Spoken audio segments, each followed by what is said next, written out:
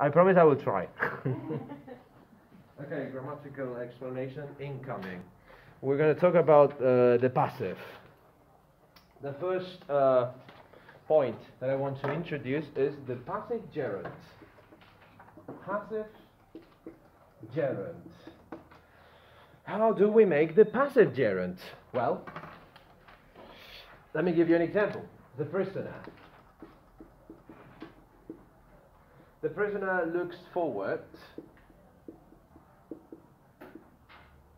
Looks forward to, and then after looking forward to, what do we need? An infinitive or a gerund?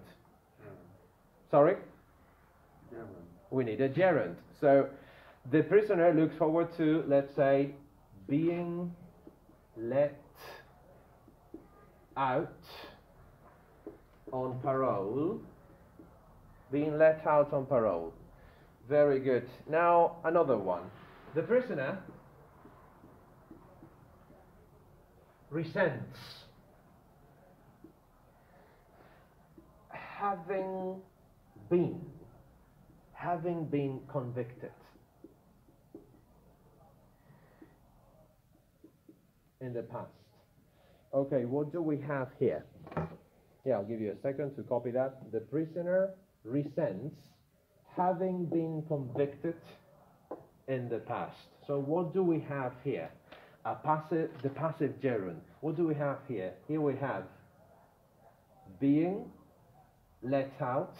Here we have having been convicted.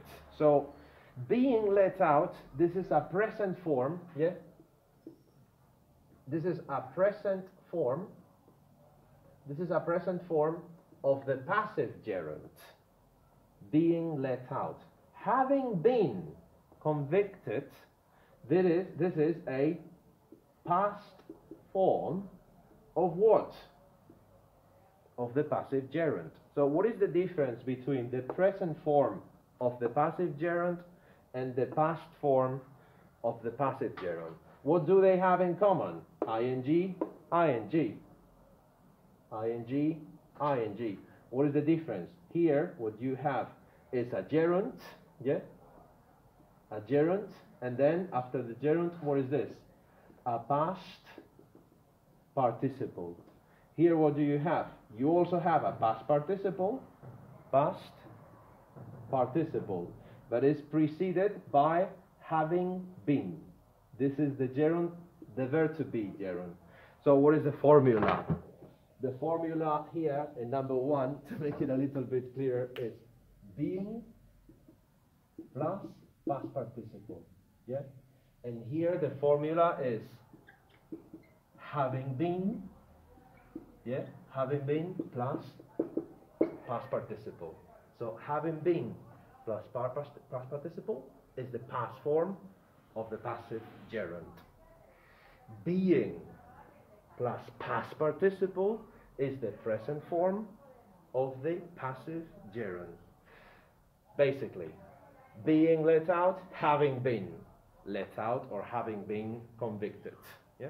Being, having been. Being or having been. Yeah? Whether you are making a passive gerund regarding the present or a passive gerund regarding the past. Being or having been. So far so good? I have quite a few things to tell you today. Alright, this is the passive gerund. Let's talk about now the passive infinitive. Passive infinitive. Alright, let me give you a couple of examples. The inmate is hoping to be released.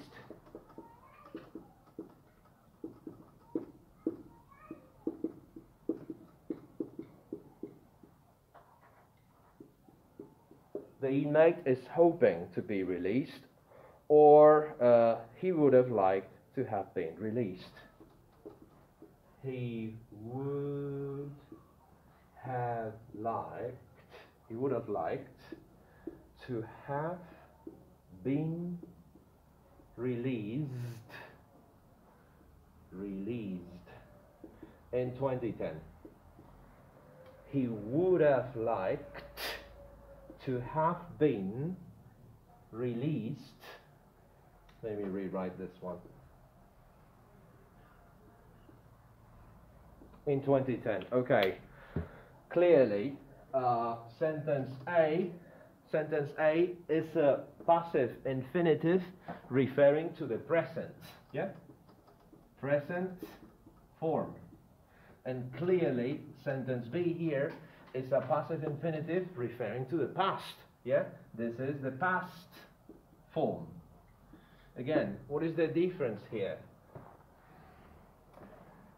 To be released. What do we have here? We have the infinitive of the verb to be, yeah? To be, and then release. What is this? Past participle. Here, what do we have? Instead of to be, we have to have been. To have been plus release. What is release? Past participle. So, to talk about the present in the passive infinitive, we have to be plus past participle. To use the passive infinitive in the past form, to have been plus past participle. Yeah? He would have liked to have been released in 2010 in the past. To have been released or to be released in the present. To be released in the present, to have been released in the past. So far so good? Okay, next. Passive structure after modal verbs.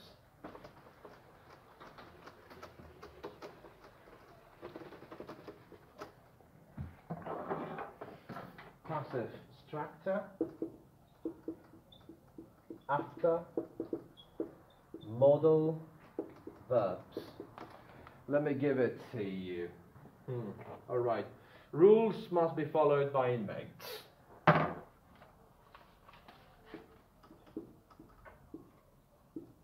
Rules must be followed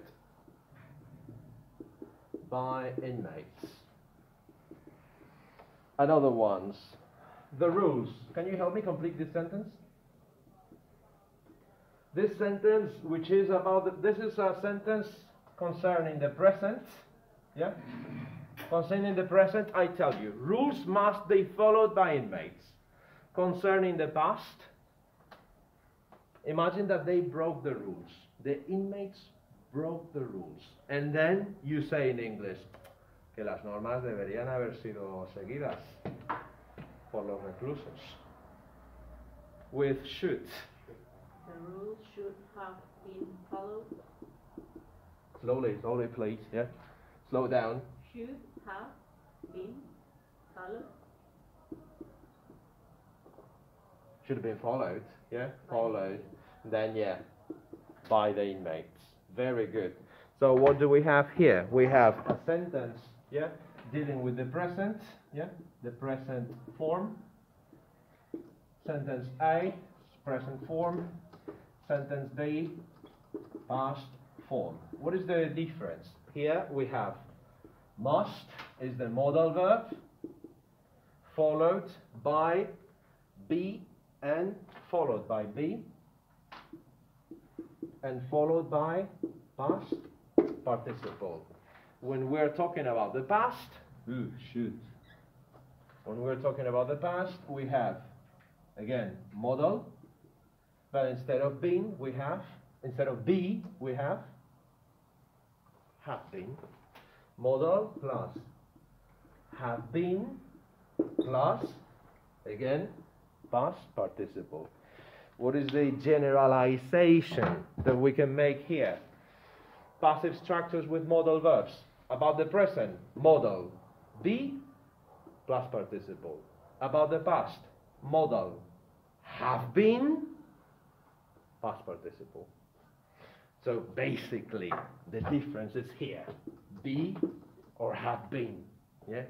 Basically, there is a difference. Shall we? Be or have been. Present or past. Okay, next point. Next point is passive structures with prepositions. Yeah.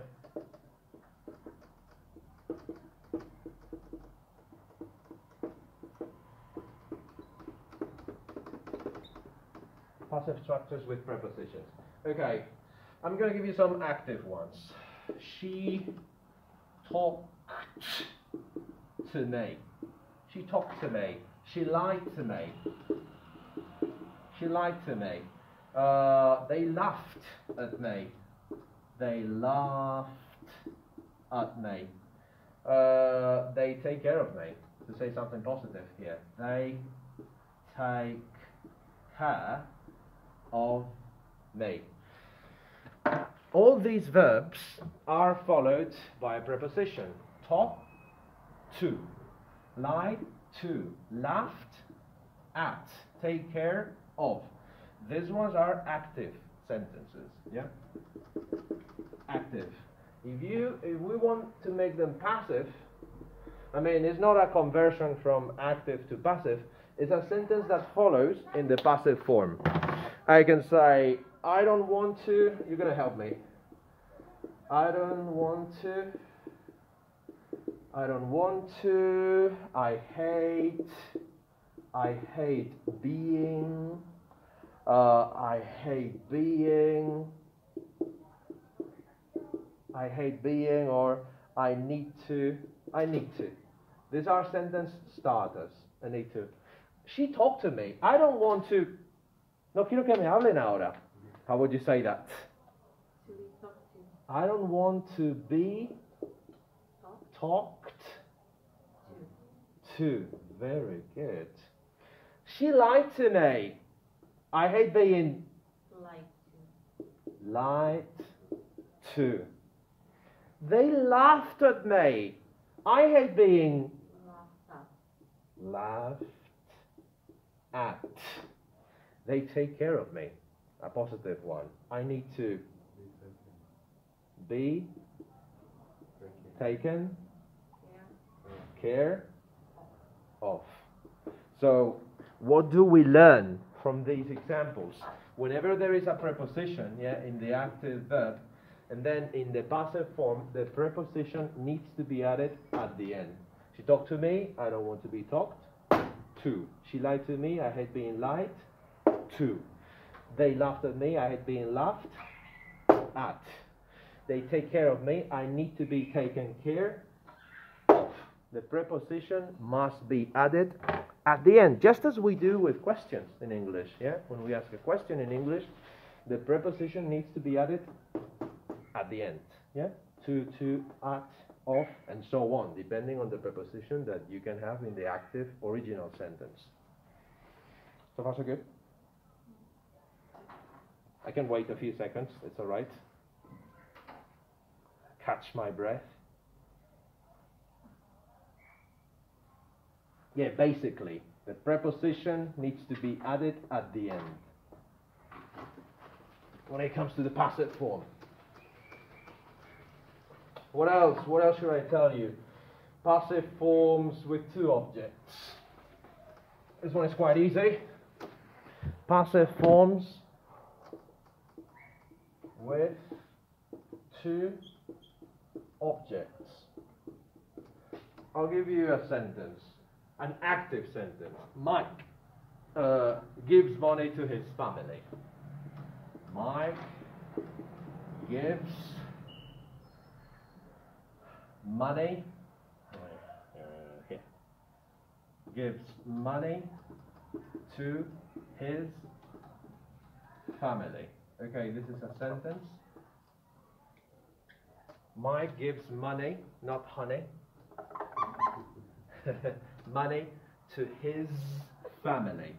Alright, there are two ways of making this active sentence into the passive. Before we convert it, let's analyze the elements that we've got here. Mike is the subject of the sentence, and then the rest is the predicate. We have gives, which is the main verb, and money is an object. His family is also an object. So this is an active sentence with two objects. two objects. Gives money, object number 1, his family, object number 2. What is the difference between these two objects? Money is the direct object and his family is the indirect object. A little bit of syntax today. So there are two ways of making it into a passive. One of them is the money is given by Mike to his family. very good. The money is given, to his family, or by Mike to his family, or to his family by Mike. Very good. And what is the other way of making the passive? There's another way. His family is receiving money from Mike.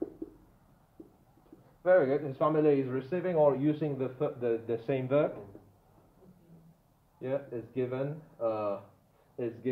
money. Yeah, is given money by Mike. So whenever you encounter an active sentence with two objects, money, family, direct object, indirect object, one way of doing it is that the direct object becomes the subject, and the other way of doing it is that the indirect object becomes the subject. Which one would you say is the most common one in English? The most frequent one? I mean, I think from a Spanish perspective, this one seems more common, but actually, English people use this construction more often. Yeah, his family is given money. So yeah, two ways. Direct object or indirect object becoming the subject. May I? Oh, before I continue, typical verbs. Typical verbs that we can use that appear with this kind of constructions. We have gives, but many other. Mike gives, Mike pays, Mike shows, Mike asks, Mike gives, Mike hands, Mike lends, Mike offers, Mike owes. These are very typical verbs, yeah? Typical verbs. These are typical verbs, not all of them, but some examples of verbs that require or that can have two objects. Because you pay something to somebody, you show something to somebody, you ask for something from somebody, you give something to somebody, you hand something to somebody, you lend something to somebody, yeah? Direct object, indirect object. These are typical verbs that require or that can have two objects. Okay, it's going to be a little bit later than 1/4 past, sorry. This grammatical explanation. Alright, get with passive forms. Can we use get? Get with passive forms. We can use get instead of the verb to be. For example, she got told off by his teacher. She got told off by his teacher is the substitution of she was told off by her teacher. So get can substitute be. Another example, we got robbed last night. We got robbed. We got robbed last night by some thief. Got here again is substituting the verb to be. You could also say we were. We were robbed last night. We got robbed last night. So get can substitute the verb to be in passive constructions. What else can I say about the verb to get? We can use get to avoid being blamed. Get to avoid being blamed. So imagine that I don't know. You lend me, for example, a vase or vase, and I broke the vase or vase, and I say, I'm sorry, but the vase got broken. The vase got broken. No, I mean it got broken. I didn't break it. So got broken, again, passive construction using get in order to avoid being blamed. Another way of saying it, your DVD got scratched. I'm sorry, the DVDs you lent me, yeah, the DVD got scratched. It got scratched. Something happened there, it got scratched. I'm not saying I scratched it accidentally. It got scratched. So using get plus past participle in order to avoid being blamed or to put the blame away from you. Yeah? It just happened. It got broken. What else? Is there any other use of get within the passive? Yes. Get instead of have.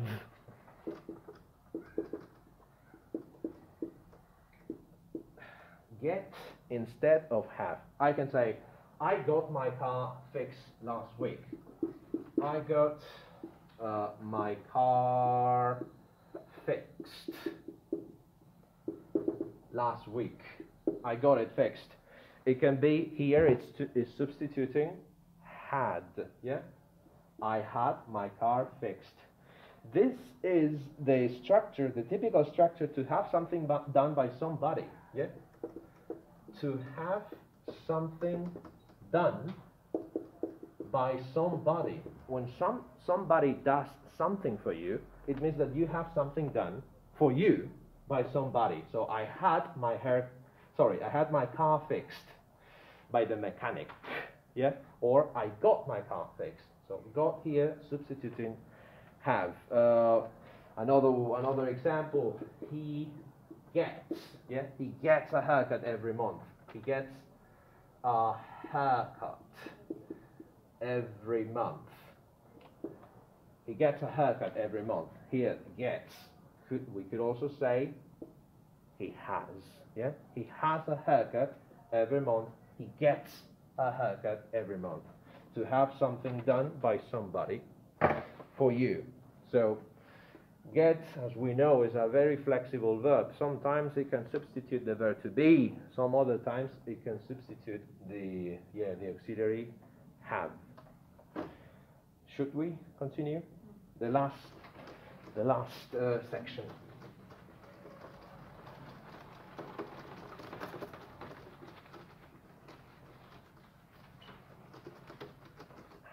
Okay.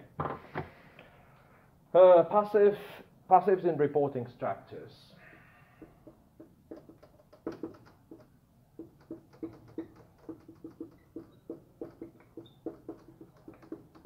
Passives in reporting structures.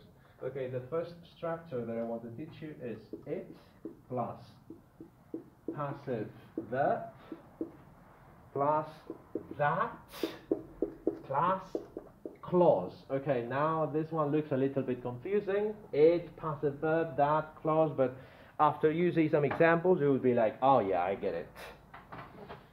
Some examples. It's known that blah blah blah blah blah blah. It's been reported that blah blah blah blah blah blah. It's hoped that blah blah blah blah blah blah. It is said that blah blah blah. It is believed that blah blah blah blah blah blah. After that, then we just need a clause. Any clause will do. For example, the judge or the verdict. Let's say the verdict. The verdict is wrong or right. So what do we have here? We have it. Well, actually, it's. Yeah, it is. This is the passive form. It is known is a passive verb. It's been reported, passive verb. Hoped, it is hoped, passive verb. It is said, passive verb. It is believed, passive verb. Then that, and then after that, a clause. It is known that, blah, blah, blah. It is reported that, it is hoped that, it is said that. This is a passive, in reporting structures. So what do we do? We express a fact impersonally. What is the purpose of that? To express a fact impersonally. Yeah? I don't have anything to do with this. It is known that the verdict is wrong or right, but I'm not saying it. It is known. Yeah? It is reported. It is said that the verdict is wrong. People say it, not me. Yeah? This is not my personal statement or my personal opinion. So when you want to be impersonal, you can use these structures.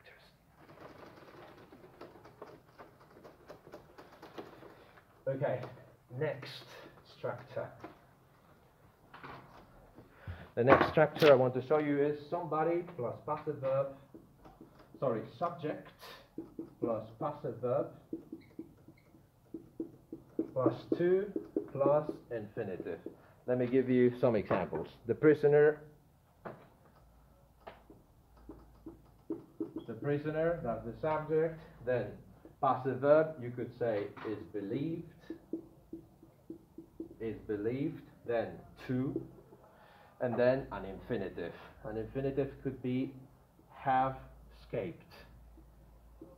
Have is the infinitive. Here you have a perfect infinitive, but have is the infinitive. Have escaped. All right. So again, this is to express something impersonally. It is believed, yeah, or the prisoner is believed is one possibility. There are many other possibilities for verbs. You could say the prisoner is believed, the prisoner is claimed, the prisoner is considered,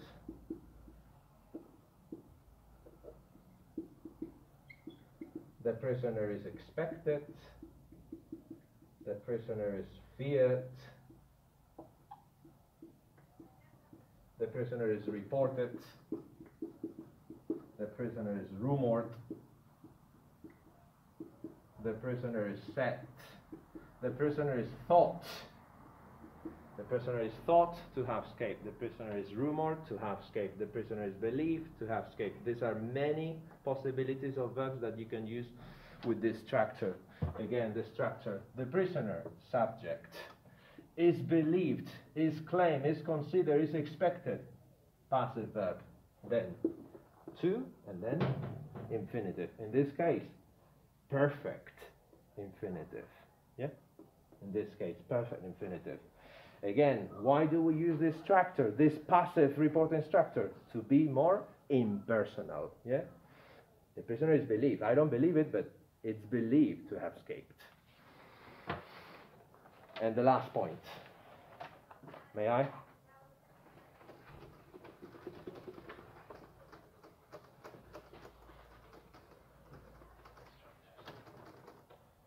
Okay, the last point that I want to introduce is passive verb. Passive verb plus to plus infinitive. When it comes to reporting orders,